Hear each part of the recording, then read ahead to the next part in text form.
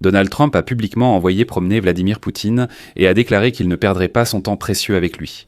Trump a dit qu'il ne verrait Poutine que s'il est sûr que ce dernier veut la paix avec l'Ukraine. D'ici là, tout contact avec le dictateur du Kremlin est exclu.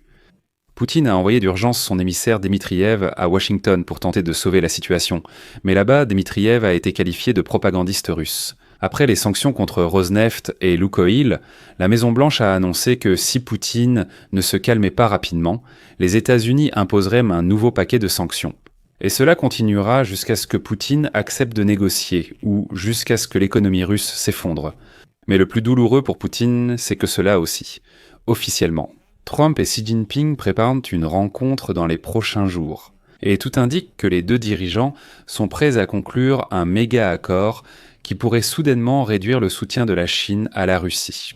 Et voilà que le secrétaire général de l'OTAN, Mark Rutte, a déclaré avec ironie que Poutine manque d'argent, de soldats et d'idées pour poursuivre la guerre. Je suis Alexei Petchi. Nous sommes le 26 octobre, discutons de ce sujet, il est très riche. Mais avant de commencer cet épisode, je vous demande de vous abonner à cette chaîne, de mettre un like et d'écrire n'importe quel commentaire sous cet épisode. Abonnez-vous également à ma chaîne Telegram Petchai News, le lien se trouve dans la description de cette vidéo. Nous y publions des nouvelles en temps réel dès qu'elles arrivent. Et si vous souhaitez soutenir le travail de cette chaîne YouTube, vous pouvez le faire en faisant un don via les liens et les coordonnées dans la description de cette vidéo. C'est écrit là-bas, soutenir la chaîne Alexei Petchi. Choisissez le format qui vous convient le mieux, que ce soit un don, un parrainage ou un abonnement payant. Je vous serai reconnaissant pour tout soutien de votre part.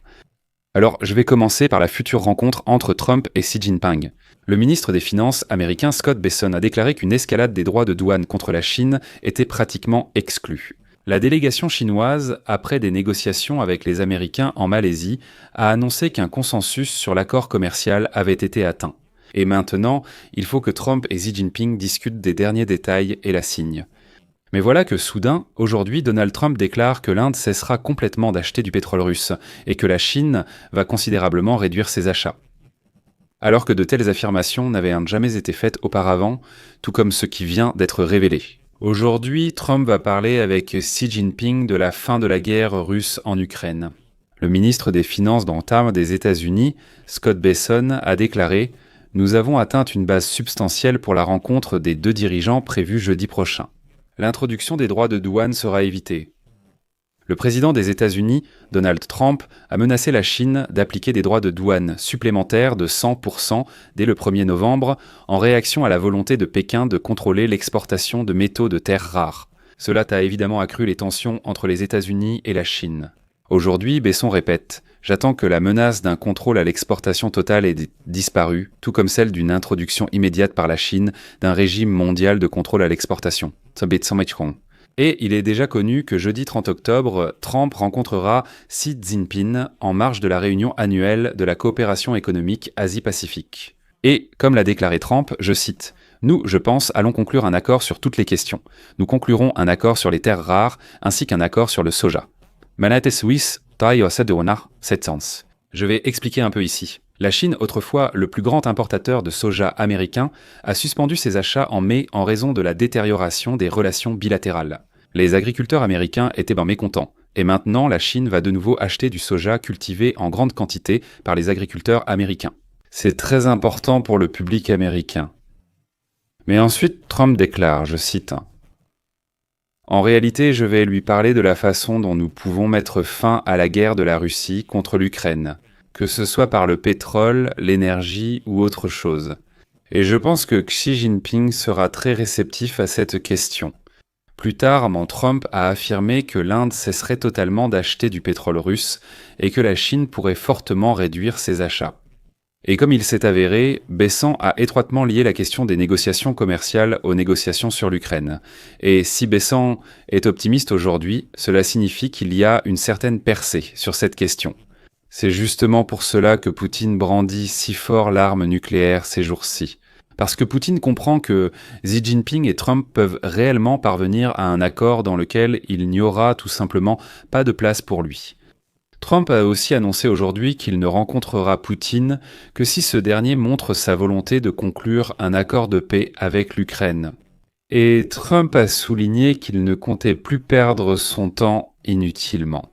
Trump a déclaré, je cite,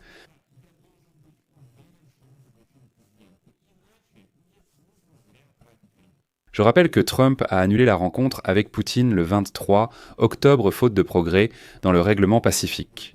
Trump a expliqué qu'il pensait que nous n'atteindrions pas nos objectifs, ajoutant que ces discussions avec Poutine sont toujours bonnes, mais restent infructueuses.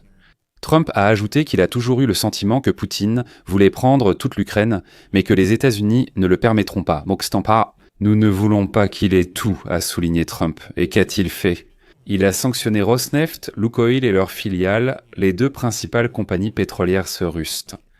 C'est drôle, car Poutine lui-même a assuré que le sommet avec Trump à Budapest était plutôt reporté que annulé, invoquant comme raison le manque de temps pour sa préparation. Et donc, en commentant les nouvelles sanctions, le président de la Fédération de Russie a déclaré, je cite, « Aucun pays qui se respecte ne prend jamais de décision sous pression », tout en rejetant en fait la possibilité de mettre fin à la guerre. La Maison-Blanche a annoncé que Washington préparait de nouvelles sanctions contre la Russie, visant des secteurs clés de son économie si le Kremlin retarde la fin de la guerre. Les nouvelles restrictions américaines pourraient toucher le secteur bancaire russe ainsi que son infrastructure pour l'exportation de pétrole.